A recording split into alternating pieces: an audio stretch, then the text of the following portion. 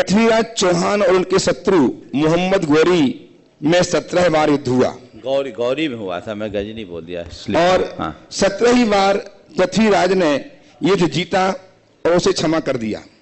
लेकिन जब 18वीं बार युद्ध हुआ तो पृथ्वीराज युद्ध हार गए।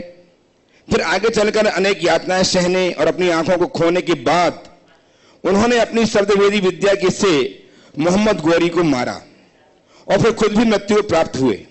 मेरा प्रश्न यह है कि ऐसा कौन सलाहकार था जिसने उन्हें गौरी को 17 बार क्षमा करने का सुझाव दिया, और क्यों 17 बार क्षमा किया? इस निर्णय से पृथ्वीराज को व्यक्तिगत और देश को भी कुछ फायदा नहीं हुआ, मगर पहले ही युद्ध में गौरी को मार दिया जाता तो आगे युद्ध भी न लड़ने पड़ते, जीवन भी बचता, देश का भी कुछ भला होता, और ना ही कोई उस गौरी के 17 बार युद्ध लड़ने के प्रयासों का उदाहरण देता। आज पृथ्वीराज की क्षमा का उदाहरण कोई नहीं देता, बल्कि इस गौरी के प्रयासों का दिया जाता है। ऐसा क्यों? बहुत अच्छा सवाल।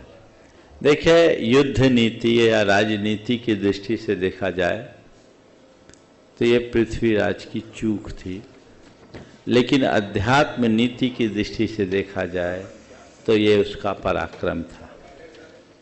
युद्ध नीति कहती है कि शत्रु को कभी माफ मत करो, राजनीति भी कहती है कि शत्रु को कमजोर मत समझो, उसको पराभूत करो, और ये काम पृथ्वीराज चाहते तो पहली बार में ही कर देते।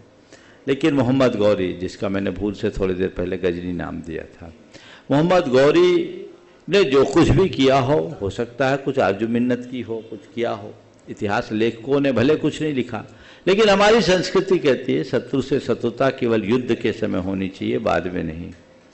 उन्होंने उस भाव से उसे क्षमा कर दिया।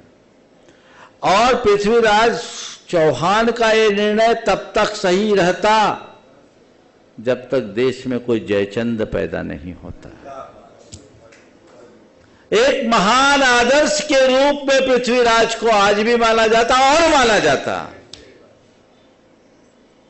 लेकिन पृथ्वीराज को जो नुकसान हुआ वो पृथ्वीराज की अध्यात्म निष्ठा के अभाव में नहीं, अध्यात्म निष्ठा के कारण नहीं,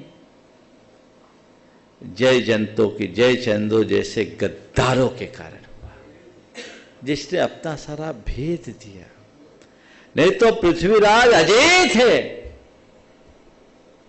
और भारत का इतिहास अलग तरीके से लिखा गया होता। ये दुर्भाग्य है इस देश का कि भारत के में जयचंदों ने ही भारत की संस्कृति को छिन्न भिन्न किया है। तो उसे हमें बदलना है और उसी अनुरूप अपने जीवन की दिशा और दशा को सुनिश्चित करना है, जिससे हम अपने जीवन का पथ प्रशस्त कर सके। काश जयचंद ना होते तो आज पृथ्वीराज इस पूरे के पूरे देश के एक अलग रहते और उनकी क्षमा की यशोगाथा दिग दिगंत तक गाई जाती, जो हमारी संस्कृति की पहचान है। इसलिए उसे उस रूप में देखना चाहिए। समय आप सबका हो गया, यहीं पर विराम।